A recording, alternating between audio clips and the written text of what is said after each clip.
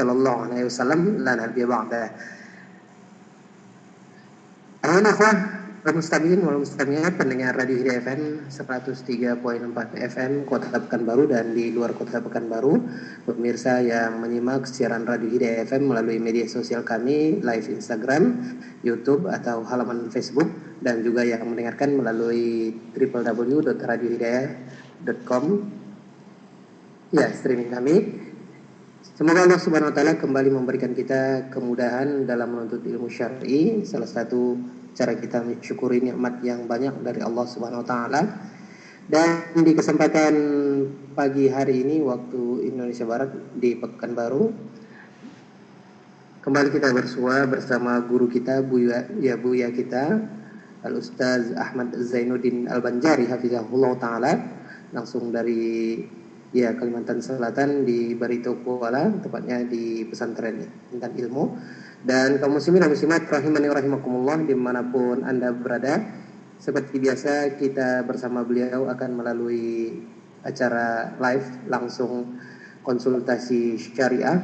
Bagi Anda yang memiliki pertanyaan atau juga yang ingin dikonsultasikan, ya insyaallah nanti kita akan berikan kesempatan untuk pemirsa dan pendengar radio atau TV apapun yang merelay atau ikut serta dalam kajian ini. Ya tentunya kami tidak bisa menyebutkan satu persatu medianya. Dan kaum muslimin dan muslimat rahimani wa rahimakumullah dimanapun Anda berada, ana Abu Auni terlebih dahulu akan menyapa hangat guru kita, buya kita Al Ustaz Ahmad Zainuddin Al-Banjari hafizahullah ta'ala. Assalamualaikum ya Ustazuna. Waalaikumsalam warahmatullahi wabarakatuh. Bagaimana kabar Nazar? Alhamdulillah baik, dan semoga seluruh para pendengar sahabat Hidayah 103.4 FM dan juga pemirsa Asil TV serta seluruh kaum muslimin yang mengikuti kajian ini dalam keadaan sehat walafiat. Allahumma amin. Amin ya rabbal alamin.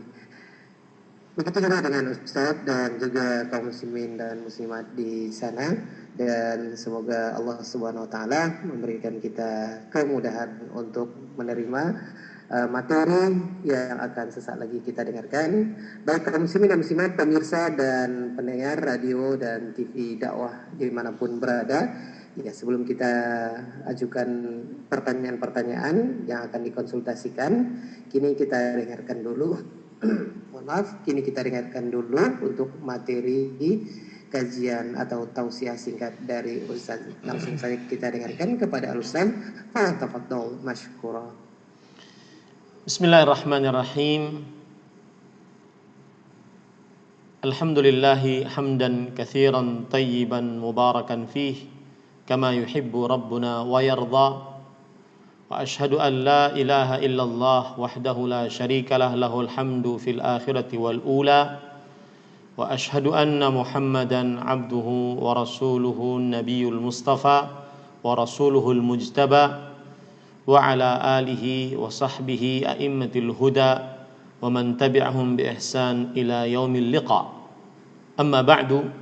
Alhamdulillah, kita bersyukur pada Allah Subhanahu wa taala pada hari ini, hari Jumat, hari yang paling mulia di dalam sepekan, 16 Jumadil Ula 1442 Hijriah, kita dimudahkan oleh Allah Subhanahu wa taala untuk kembali duduk bersama di dalam program konsultasi syariah bersama Radio Hidayah 103.4 FM Pekanbaru Riau, dan juga Asil TV dan seluruh kaum muslimin yang mengikuti kajian ini dimanapun berada.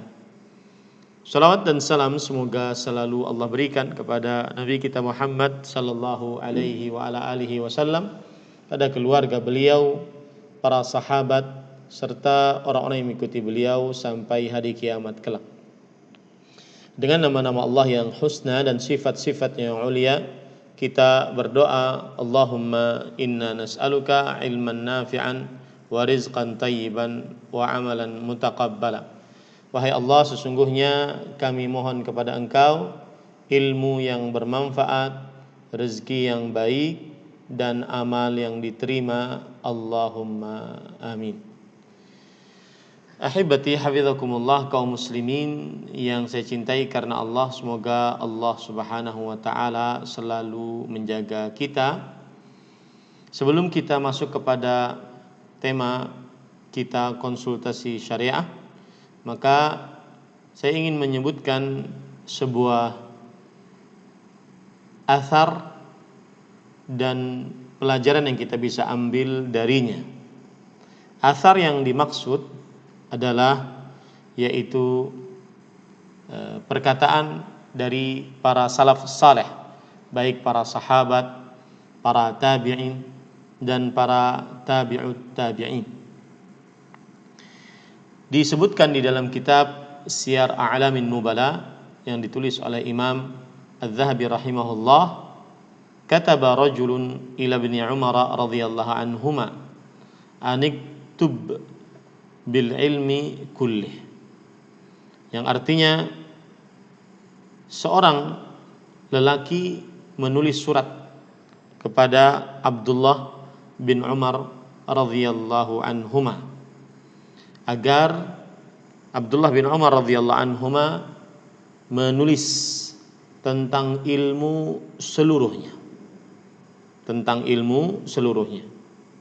Maka kemudian Abdullah bin Umar radhiyallahu anhuma membalas surat tersebut dengan menulis, innal ilma katsir, sesungguhnya ilmu itu banyak, walakin in istata'ta an talqallaha khafifadh dhahri min dima'in nas khamisal batni min amwalihim kafal lisani an a'radihim laziman li amri jama'atihim fafa'al. Sesungguhnya ilmu itu banyak, akan tetapi jika engkau sanggup kelak bertemu dengan Allah Subhanahu wa taala di hari kiamat dalam keadaan kosong dari tanggung jawab terhadap darah manusia dan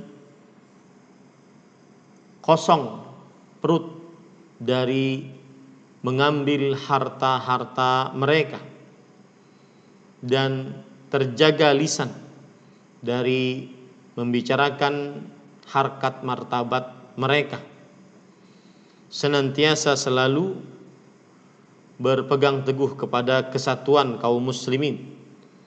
Jika engkau bisa melakukan itu, maka lakukanlah. Di sini Abdullah bin Umar radhiyallahu anhuma, beliau menulis sesuatu yang sangat penting yang berkaitan dengan seluruh hak-hak manusia. Yang pertama yaitu tidak pernah bersentuhan dengan darah kaum muslimin, tidak pernah meneteskan darah kaum muslimin atau menjadi penyebab tertetesnya darah kaum muslimin. Dan ini adalah ilmu yang semestinya seorang muslim mengerjakannya. Kemudian yang kedua yaitu tidak mengambil harta kaum muslimin dengan kezaliman sehingga dia makan harta tersebut, dia masukkan ke dalam perutnya. Ini adalah ilmu yang kedua yang diwasiatkan oleh Abdullah bin Umar radhiyallahu anhuma, yaitu berhati-hati dari harta yang haram, menzalimi manusia di dalam bermuamalah dengan manusia berkaitan dengan harta. Yang ketiga, selalu bersama kesatuan kaum muslimin. Tidak memberontak, tidak memisahkan diri dari kaum muslimin. Inilah 3 wasiat yang ditulis oleh Abdullah bin Umar radhiyallahu anhuma ketika beliau dimintai untuk menulis seluruh ilmu. Maka wasiatnya hanya 3, dan wasiatnya mudah, tetapi sangat banyak orang-orang melalaikan dari 3 wasiat ini.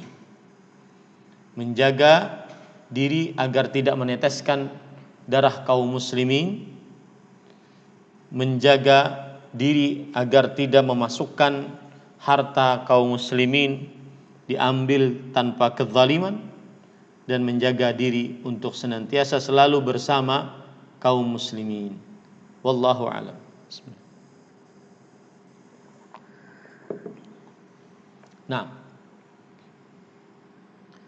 Nah, jazakallahu khairan atas materi yang disampaikan oleh guru kita, buya kita, Ustaz Ahmad Zainuddin LC Al-Banjari hafizahullah ta'ala.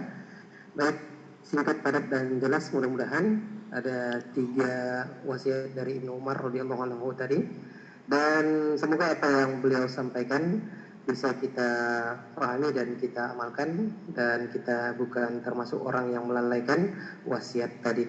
Barakallahu fikum kepada pemirsa dan pendengar yang baru saja bergabung. Untuk channel-channel yang ikut bergabung, silakan untuk nomor yang bisa dihubungi layanan interaktif kita. Nah, satu yang bisa kita buka yaitu nomor handphone 08117530.000, 08117530.000, atau 40 di belakang 3. Silakan bagi Anda yang ingin berkonsultasi langsung melalui layanan telepon interaktif 08117530.000.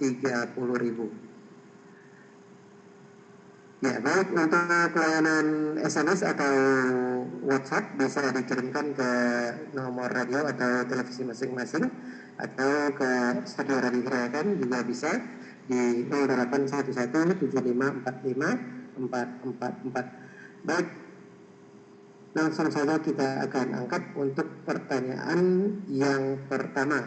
Pertanyaan yang pertama dari pendengar Radio Hidayah. Baik, saudara yang tersambung, kita angkat dulu untuk layanan interaktif. Sebelumnya nanti kita insya Allah akan buka untuk layanan WhatsApp. Baik, saudara yang tersambung di ujung telepon. Assalamualaikum. Waalaikumsalam warahmatullahi wabarakatuh. Dengan siapa Ibu, di mana? Dari hamba Allah di Pekanbaru, aku. Silakan Ibu hamba Allah di Pekanbaru, pertanyaan atau konsultasinya. Assalamualaikum Pak Ustadz. Barakallahu fiik. Ini Pak, apakah boleh kita berzikir dan berdoa sambil mendengarkan ceramah? Kalau mendengarkan Al-Quran kan lebih baik kita bertadabbur agar mendapatkan rahmat Allah. Mohon diberi penjelasan. Jazakumullah khairan. Assalamualaikum warahmatullahi wabarakatuh. Waalaikumsalam warahmatullahi wabarakatuh.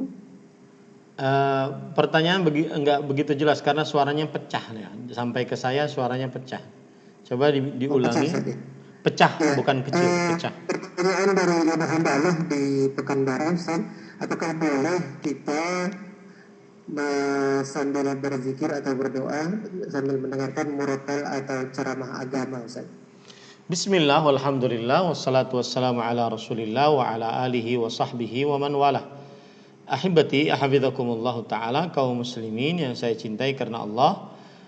Asal hukumnya seorang yang berzikir kepada Allah, ketika lisannya mengucapkan zikir, maka harus dibarengi dengan perasaan yang khusyuk, dengan memahami apa yang dia ucapkan saat dia berzikir tersebut. Akan tetapi apabila memang dia saat berzikir sambil mendengar kajian, maka dia bisa memilih salah satu dari 2 pilihan tersebut, imma dia berzikir ataupun mendengarkan kajian. Karena Allah Subhanahu wa taala tidak menjadikan untuk seorang manusia 2 hati dalam satu rongga tubuh. Ma ja'alallahu fi qalbaini min jawfih. Allah Subhanahu wa taala tidak menjadikan 2 hati dalam satu rongga tubuh. Ma ja'alallahu lirajulin min qalbaini fi jawfih. Allah sekali-kali tidak menjadikan bagi seseorang 2 buah hati dalam rongganya. Maksudnya dia fokus, imma dia berzikir ataupun dia mendengar kajian ataupun dia mendengarkan murattal. Salah satu pilih dari itu. Surat Al-Ahzab ayat 4 yang saya sebutkan tadi. Wallahu a'lam. Naam. Nah, jazakallahu khairan atas penjelasan dari Ustaz, dan mudah-mudahan ibu hamba Allah tadi yang bertanya di Pekanbaru bisa memahami penjelasan dan jawaban dari Ustaz. Baik, kaum muslimin dan muslimat rahimakumullah, kita lanjutkan untuk pertanyaan yang kedua.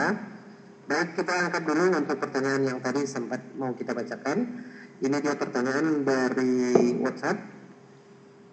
Bismillah, Ustaz, semoga Ustaz dan keluarga dijaga Allah. Saya mau bertanya Ustaz, saya seorang pensiunan lanjut usia, saya sedang terlilit utang riba.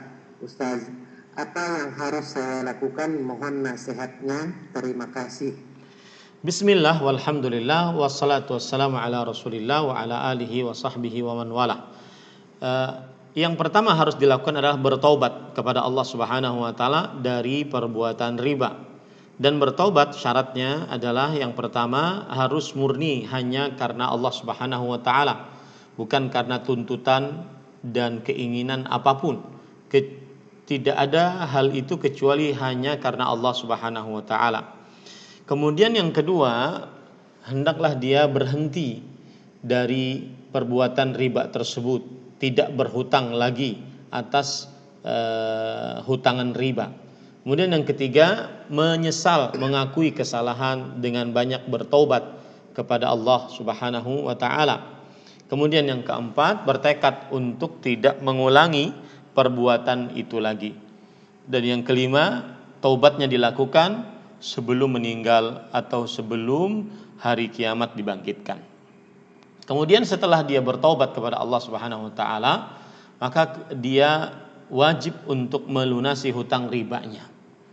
Nah, di sini ada dua permasalahan. Melunasi hutang riba, dia lunasi hutangnya termasuk di dalamnya ribanya. Itu juga tidak mengapa baginya. Akan tetapi kalau seandainya dia merasa berat untuk melunasi hutangnya yang pokok ditambah dengan ribanya, maka dia minta kepada yang menghutanginya agar dia membayar hutang pokoknya saja tanpa hutang ribanya. Kemudian yang ketiga adalah dia berdoa kepada Allah Subhanahu wa taala agar dimudahkan untuk membayar hutang. Ya, untuk membayar hutang. Sehingga dia benar-benar bisa dimudahkan oleh Allah Subhanahu wa taala. Di antara amalan agar bisa membayar hutang Allah adalah hadis dari Ali bin Abi Thalib radhiyallahu anhu bahwa Rasulullah sallallahu alaihi wasallam pernah bersabda, kalau seandainya engkau memiliki hutang sebesar gunung Sir, gunung yang besar, maka niscaya Allah akan melunaskannya untukmu dengan membaca doa Allahumma kfini bihalalika an haramik waghnini bifadlika amman siwak. Allahumma kfini bihalalika an haramik waghnini bifadlika amman siwak. Membaca doa tersebut. Kemudian setelah itu dia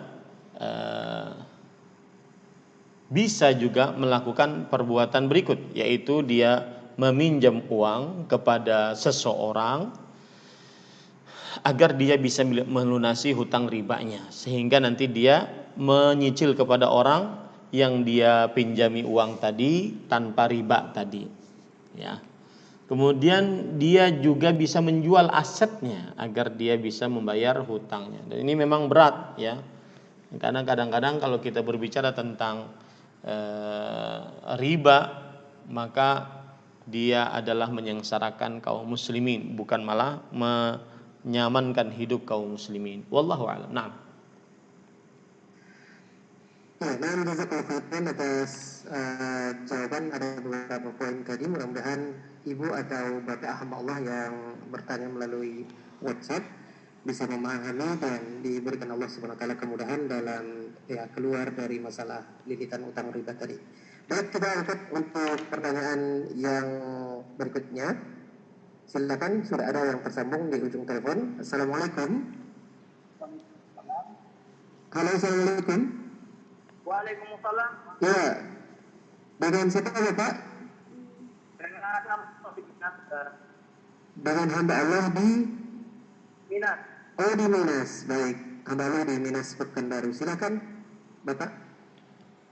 Oke, waktunya Waalaikumsalam warahmatullahi wabarakatuh.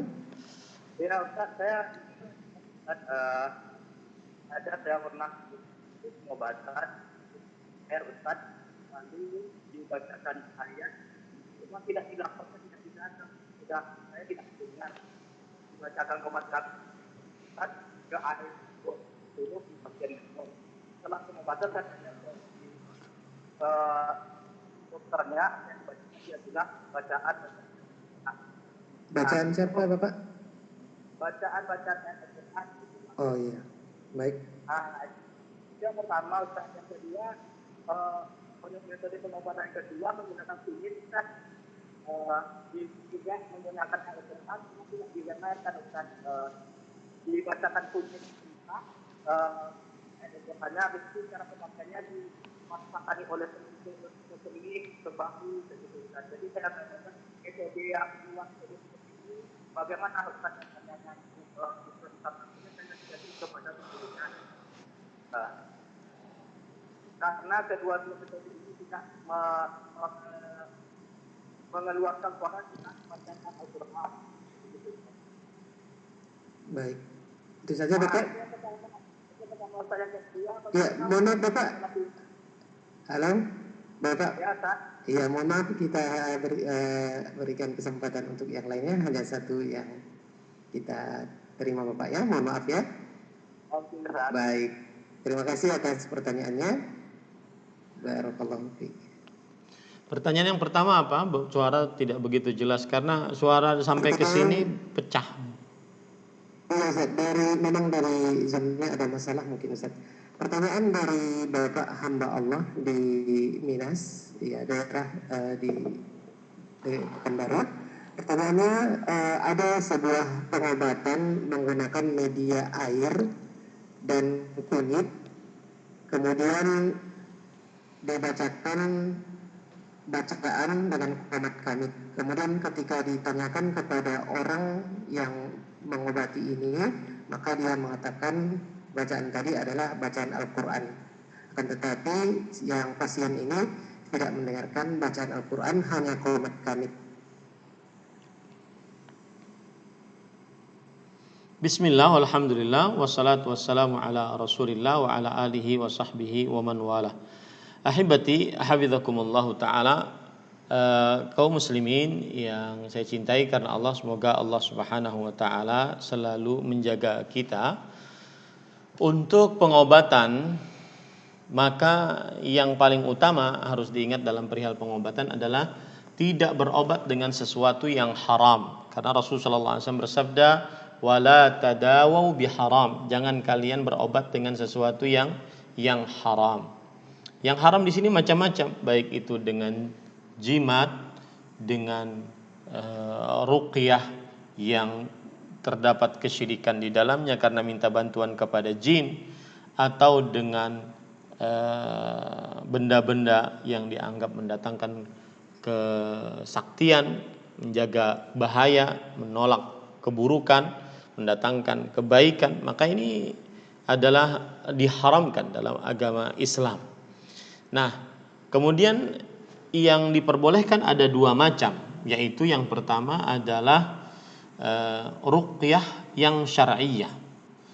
Ruqyah yang syar'iyyah, yaitu pembacaan ayat Al-Quran ataupun doa-doa berasal dari hadis Rasul sallallahu alaihi wasallam untuk mengobati orang yang sedang diruqyah. Kemudian yang kedua adalah dengan mengerjakan sebab yang sudah teruji atau yang disebut dengan sebab qadari, yang sebab sudah teruji berulang kali, kemudian bisa dibuktikan secara medis ataupun juga secara pembuktian yang real di lapangan. Maka pada saat itu tidak mengapa mengambil sebab secara qadari karena sudah terbukti. Nah, apakah membacai air yang diisi dengan kunyit dengan bacaan-bacaan Al-Quran termasuk sebab yang dibolehkan oleh syariat atau tidak? Maka jawabannya adalah para ulama rahimahumullah ta'ala, diantaranya Imam Ahmad, membolehkan untuk membacai air dengan ayat Al-Quran atau doa-doa dari hadis-hadis Rasulullah SAW yang sahih, lalu airnya diminum atau digunakan untuk berwudu atau mandi, maka ini tidak mengapa.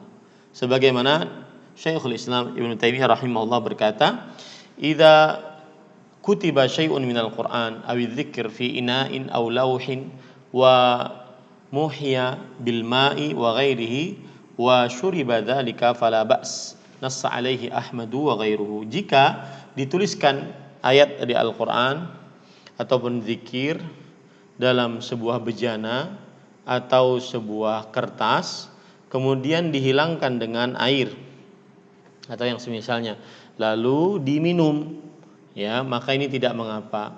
Ini ditegaskan oleh Imam Ahmad dan selainnya. Imam Ibnu Qayyim Al-Jauziyah rahimahullah di dalam kitab beliau At-Tibbun Nabawi dari kitab Zadul Ma'ad, bahwa beliau berkata, ra'a jama'atun minas salaf an tuktabal ayatu minal Qur'an thumma yashrabuha. Sebagian ulama salaf untuk memerintahkan untuk menulis ayat-ayat dari Al-Quran kemudian meminumnya.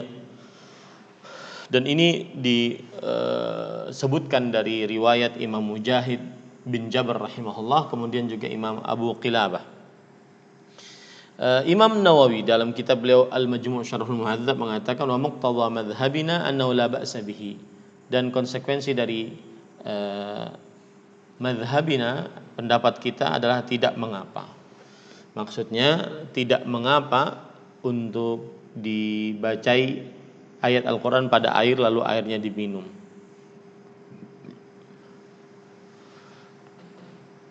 Nah, itu menunjukkan tentang sebab syar'i. Nah, sekarang pertanyaannya pakai kunyit. Maka kalau Anda lihat di dalam jurnal-jurnal yang membicarakan tentang kesehatan dengan kunyit, maka memang ternyata kunyit mempunyai banyak faedah. Ya, kunyit mempunyai banyak faedah. Di antaranya yaitu menghilangkan demam, kemudian setelah itu mengobati koreng, kemudian setelah itu mengatasi amandel, kemudian setelah itu mengatasi haid yang tidak lancar, dan masih banyak yang lainnya.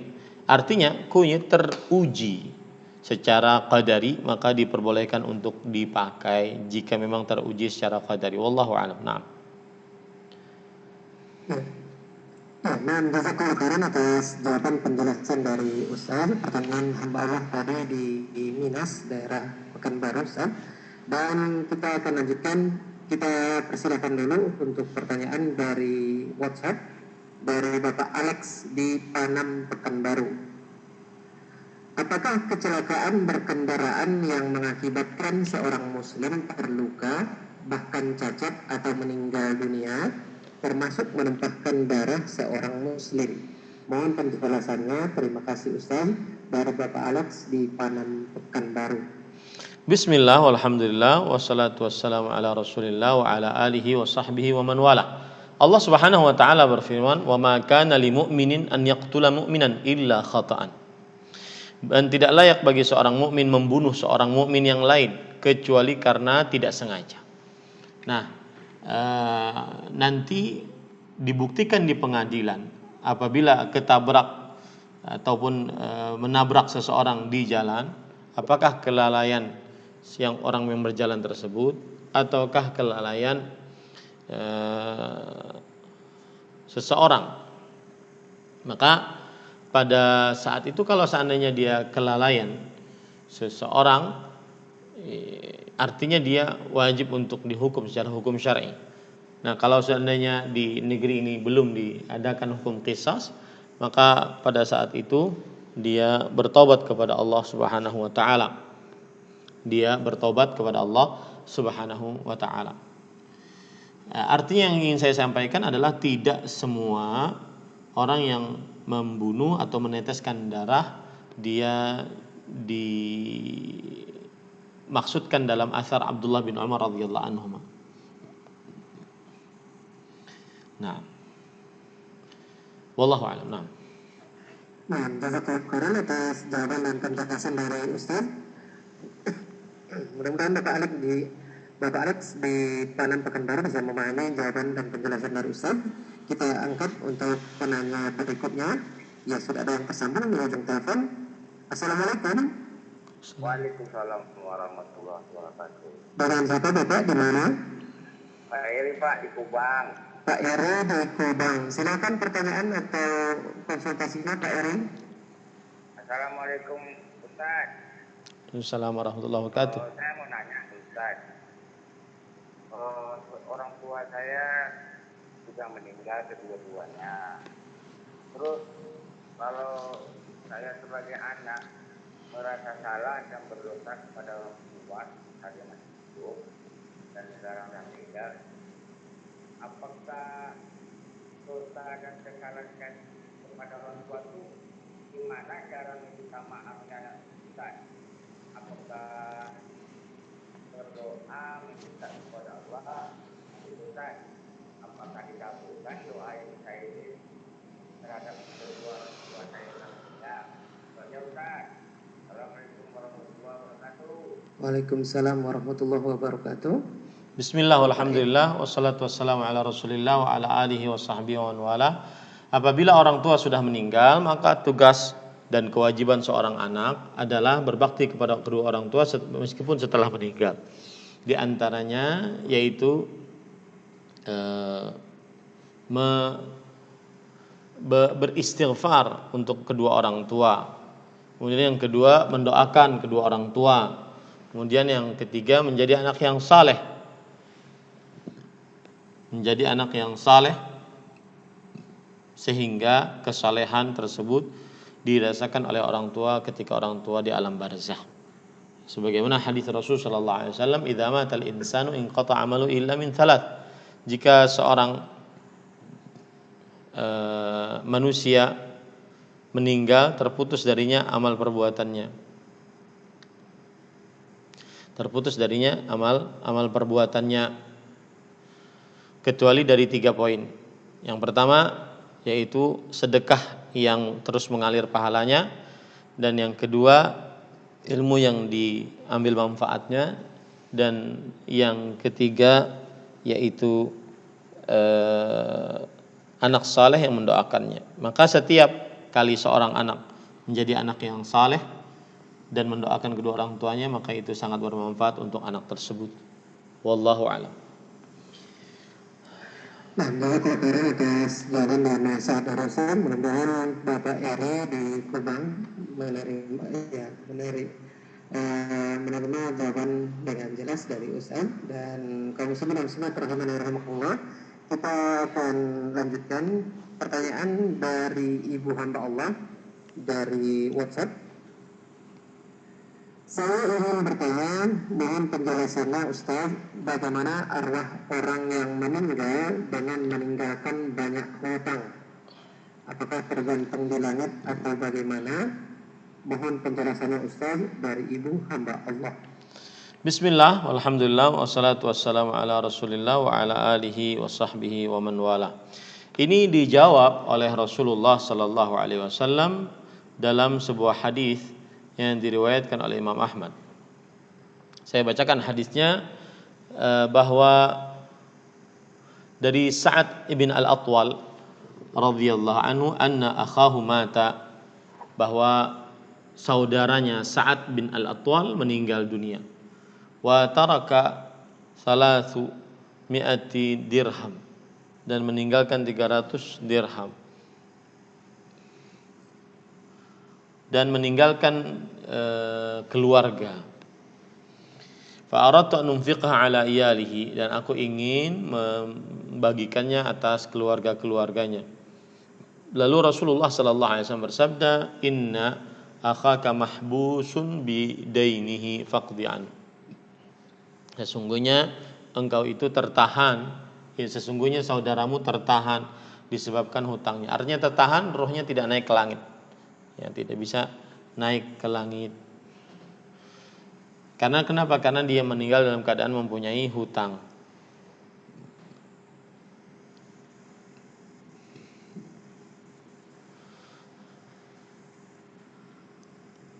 Kata Rasulullah SAW, sesungguhnya saudaramu tertahan dengan hutangnya, maka lunasilah hutangnya. Lalu setelah itu ada yang berkata, ya Rasulullah, qad addaitu anhu ila dinarain, idda'atuhum imra'ah wa laysa laha bayyinah. Wahai Rasulullah, aku sudah menunaikan hutang-hutangnya kecuali 2 dinar. Ada seorang perempuan yang dia seperti terlihat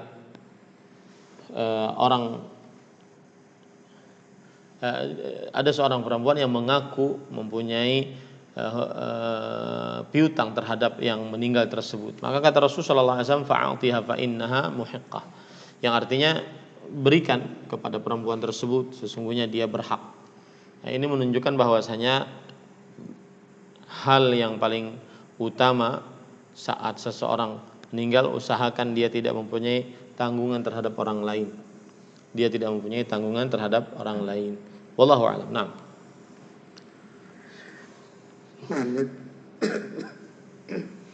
Nah, jazakallahu khairan atas jawaban dan penjelasan dari Ustaz. Pertanyaan dari Ibu hamba Allah tadi yang bertanya melalui layanan WhatsApp. Kini kita akan angkat dulu satu lagi pertanyaan, kali ini dari SMS atau pesan singkat dari Bapak Benny di Jalan Hang Tuah, Pekanbaru. Ustaz, ketika khotib Jumat berdoa, apakah jemaah mengaminkannya? Dari Bapak Benny di Hang Tuah. Bismillah, walhamdulillah, wassalatu wassalamu ala rasulillah wa ala alihi wa sahbihi wa man wala. Apa hukum mengucapkan amin saat khatib berkhutbah Jumat? Maka jawabannya adalah sebagian ulama menjawab bahwa tidak mengapa mengucapkan amin. Tetapi kemudian khilaf di antara para ulama, yaitu apakah dia mengangkat tangannya. Maka jawabannya tidak mengapa mengucapkan amin dan tidak mengangkat tangan. Nah, wallahu a'lam.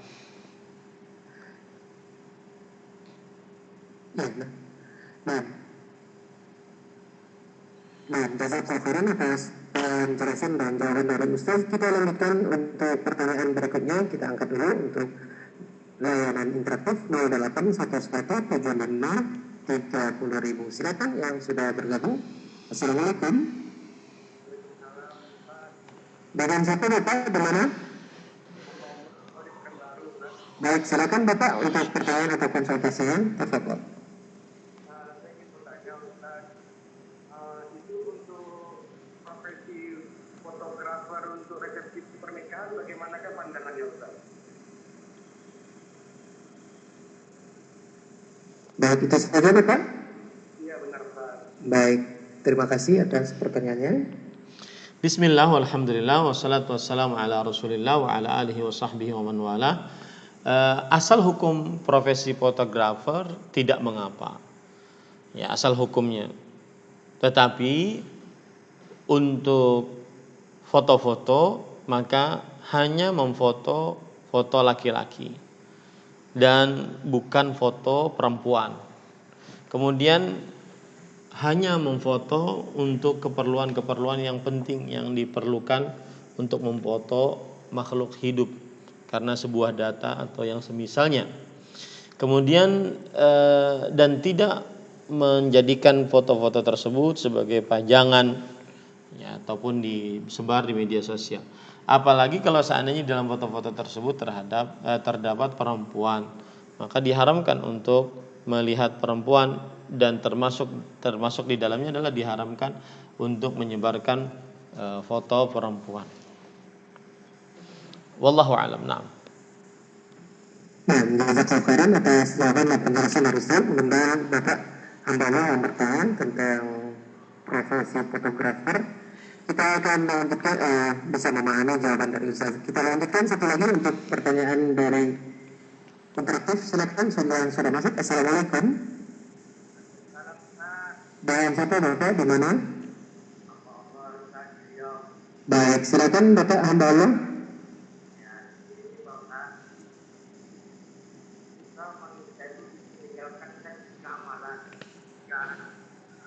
Orang meninggal itu kan meninggalkan tiga yang ditinggalkan amal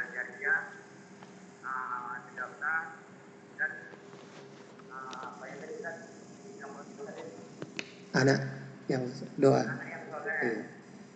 Nah, jadi ketika orang itu bersedekah di semasa hidupnya Ustaz, tapi dia selalu bersedekah, selalu menyumbang, tapi dia tidak mengerjakan sholat. Dan ketika dia meninggal dunia Ustaz, apakah itu mendapatkan amalan tadi itu di alam sana Ustaz? Nah, dia meninggal. Apakah pahala itu mengalir Ustaz? Nah, itu aja Ustaz.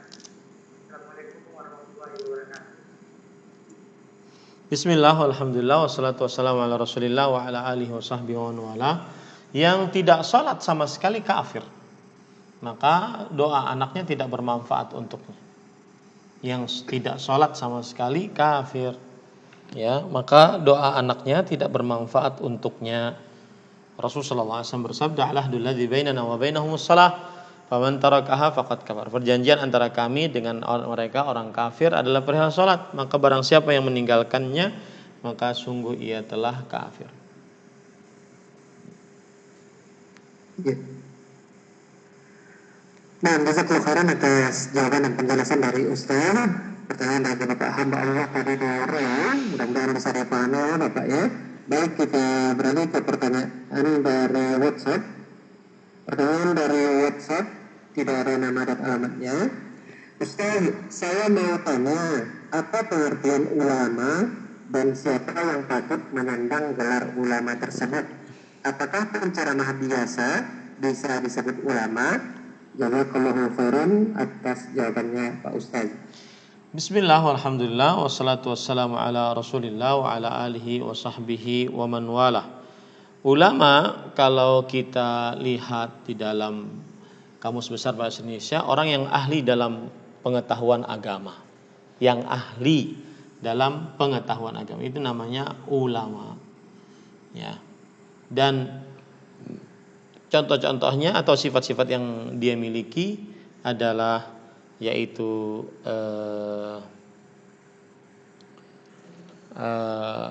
dia memahami bahasa Arab, dia memahami ilmu akidah, dia memahami ilmu tafsir, ilmu ibadah, ilmu muamalah dan seterusnya. Itu yang disebut dengan ulama.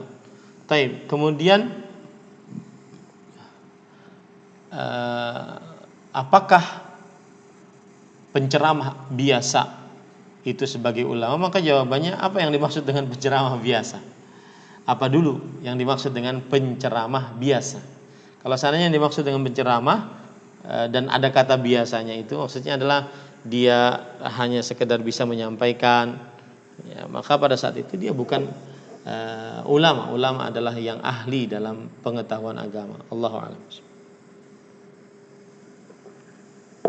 Ya, jazakallahu khairan atas jawaban dan penjelasan dari Ustaz. Ya, mudah-mudahan yang bertanya dari WhatsApp tadi bisa memahami penjelasan dan jawaban dari Ustaz. Baik, kita kembali angkat untuk pertanyaan melalui layanan interaktif. Saudara yang tersambung, silakan Bapak atau Ibu. Assalamualaikum. Dengan Bapak Ibu di mana? Kenapa suaranya Ibu bisa diangkat? Sedang sakit atau bagaimana? Silakan pertanyaannya Ibu.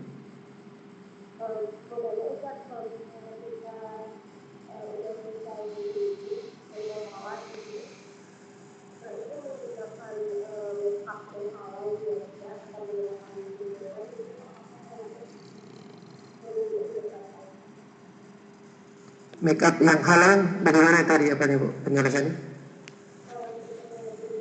Iya. Oh ya, berrias Ibu ya. Baik. Baik, itu saja Ibu pertanyaannya.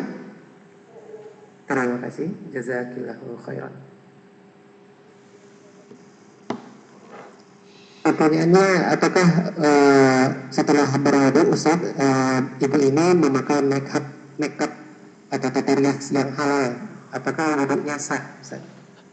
Kalau berwudu sebelum bermake up maka wudunya sah. Tapi kalau berwudu sesudah bermake up maka dikhawatirkan air tidak masuk atau tidak mengenai kulit wajah.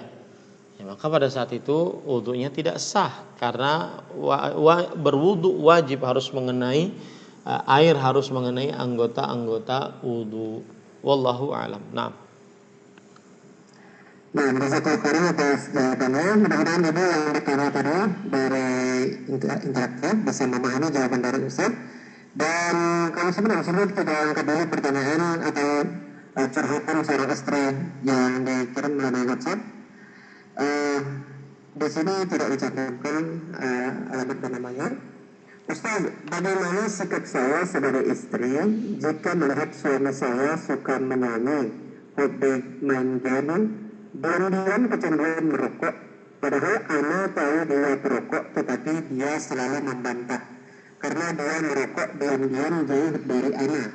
Selama ini ana takut untuk memergokinya, Ustaz, tetapi ana tahu sesekali ana menasihatinya pelan-pelan, Ustaz, tetapi dia selalu membantah. Padahal suami ana sudah lama ngaji dan ana ngerasa dia lebih paham karena beliau tamatan pondok juga, Ustaz. Bagaimana sikap ana sebagai istri, Ustaz? bismillah, alhamdulillah, wassalatu wassalamu ala rasulillah. Sikapnya tadi sudah ada di dalam pertanyaan, yaitu menasehati. Menasehati, sang istri menasehati suaminya.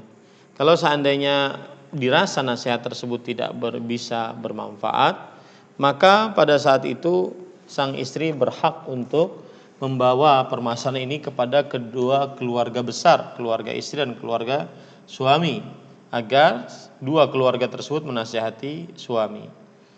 Ya, jadi saya nasihatkan kepada sang istri agar dia terus menasihati suaminya dengan kesalahan-kesalahan yang dia lakukan. Maka nasihati. Yang kedua adalah berdoa kepada Allah Subhanahu wa taala agar dibukakan pintu hidayah bagi suami tersebut sehingga dia meninggalkan hal-hal yang diharamkan. Allahu a'lam. Nah, kalau sebelum saya pernah mendengar anak buah Waalaikumsalam dimanapun ada berada. Nah, mungkin pertanyaan tadi ada pertanyaan terakhir dari seorang istri tadi, catatan dari istri, mudah-mudahan bisa difahami dan sudah didengarkan jawaban dan penjelasan dari Ustaz. Baik, di ujung acara ini kita akan dengarkan nasihat atau ikhtitam dari Ustaz. Langsung saja Ustaz, tafadhal masykurah. Bismillah, walhamdulillah, wassalatu wassalamu ala rasulillah wa ala alihi wa sahbihi wa man wala. Ahibati, hafizakumullahu ta'ala. Seseorang ketika dalam keadaan lapang, maka sulit baginya untuk menghadap kepada Allah. Tetapi seseorang ketika dalam keadaan sulit, terhimpit, maka dia merasa sangat dekat dengan Allah Subhanahu wa taala. Oleh sebab itulah saya nasihatkan agar kita meskipun dalam keadaan sudah surut, kemudian sudah nyaman, lapang, ya meskipun masih di pesantren masih banyak yang menggenang airnya, tetapi seseorang kadang-kadang ketika terlalu nyaman hidupnya, dia lupa untuk menadah tangan kepada Allah Subhanahu wa taala. Maka saya nasihatkan yang terlalu nyaman hidupnya, tetaplah dia berdoa kepada Allah agar nanti saat dia dalam keadaan sulit, maka ditolong oleh Allah Subhanahu wa taala. Rasulullah sallallahu alaihi wasallam bersabda, "Ta'arraf ila Allahi fir raha, ya'rifka fis syiddah." Kenalilah Allah Subhanahu wa taala dalam keadaan sulit, dalam keadaan lapang, maka niscaya Allah akan mengenali dalam keadaan sulit. Semoga pesan ini bermanfaat, terutama bagi orang-orang yang hidupnya nyaman, aman, tentram.